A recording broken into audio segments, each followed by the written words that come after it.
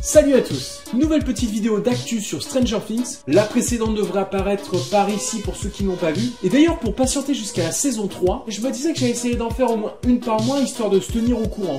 Ce que je pourrais faire aussi pour d'autres séries d'ailleurs. Bref, moins de blabla, plus d'action. Vous voulez du Stranger Things? Alors c'est parti.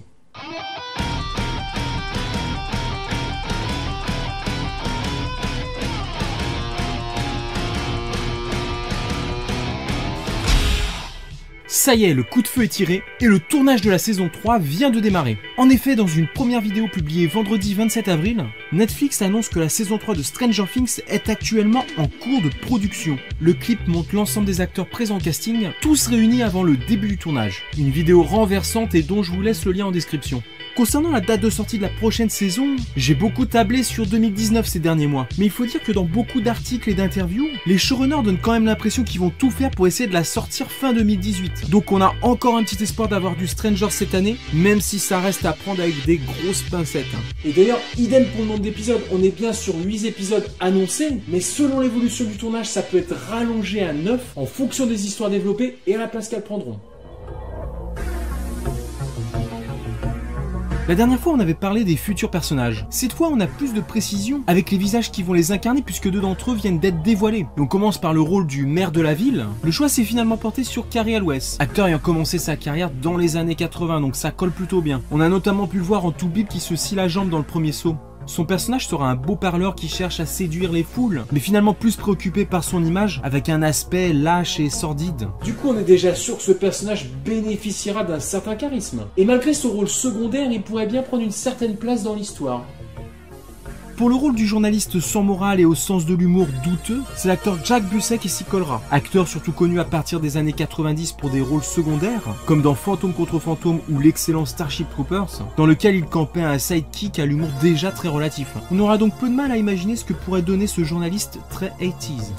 Ça se présente très bien pour ces nouveaux personnages avec des acteurs qui ont déjà fait leurs preuves. Ils devraient enrichir encore un peu plus la qualité de la série par leur interprétation. Et puis ça pourrait aussi nous donner des indices sur la tournure prise par l'histoire.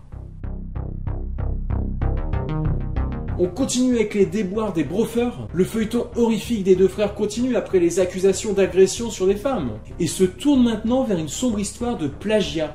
Les frères Duffer, ou Brofer, sont cette fois pointés du doigt pour une histoire de plagiat par rapport à Stranger Things. Décidément, les deux frères sont visés de toutes parts. En ce qui concerne cette sombre histoire, le réalisateur Chris Kessler a porté plainte contre les frères Duffer. Il accuse les créateurs de Stranger Things d'avoir purement et simplement copié un de ses courts-métrages pour créer la série Netflix. En effet, le film datant de 2012 a pour pitch des enfants utilisés pour des expériences secrètes dans une base militaire avec une petite ville voisine, et en plus il est aussi question d'un monstre. Le réalisateur aurait rencontré les frères Duffer en 2014 et il aurait exposé son histoire au cours d'un festival en vue d'une réalisation d'un long métrage. Les deux Démogorgons se seraient alors accaparé le concept, sans même citer de qui venait l'idée pour l'adapter en série. En plus, le nom de Montauk était le même que le nom que devait initialement avoir la série de Netflix. Mais pour les Brofers et leurs avocats, ces accusations ne sont pas fondées et ressemblent plus à une volonté du réalisateur de tirer profit de leur labeur. Leur histoire étant inspirée de Montauk Project de 1992. Je vous en avais déjà parlé. Là encore, quand on est sur des accusations et que la justice n'a pas encore fait son travail, il est inutile de s'engouffrer directement dans des conclusions hâtives. Souvent avec le succès viennent ce genre d'ennuis et d'accusations, parfois justifiés, parfois animés par la convoitise. Cela ne veut pas dire non plus que les Brofers sont forcément innocents. En tout cas, les deux frères restent décidément des cibles de choix ces derniers temps, comme on l'avait vu précédemment avec des histoires d'agression.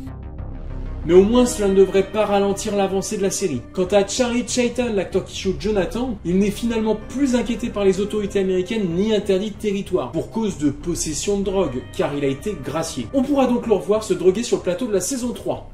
Je dis quoi là? En tout cas, merci pour cette info à Logan Brown sur YouTube.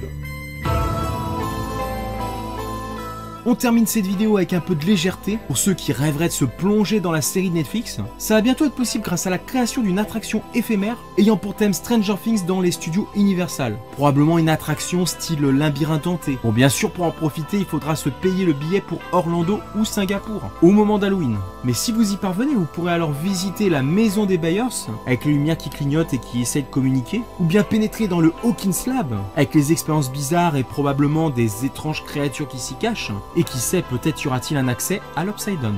En tout cas, pour visiter cette attraction éphémère, il faudra attendre le 14 septembre 2018 à Orlando et le 28 septembre 2018 à Singapour, pendant les Halloween Horror Nights annuels des studios Universal.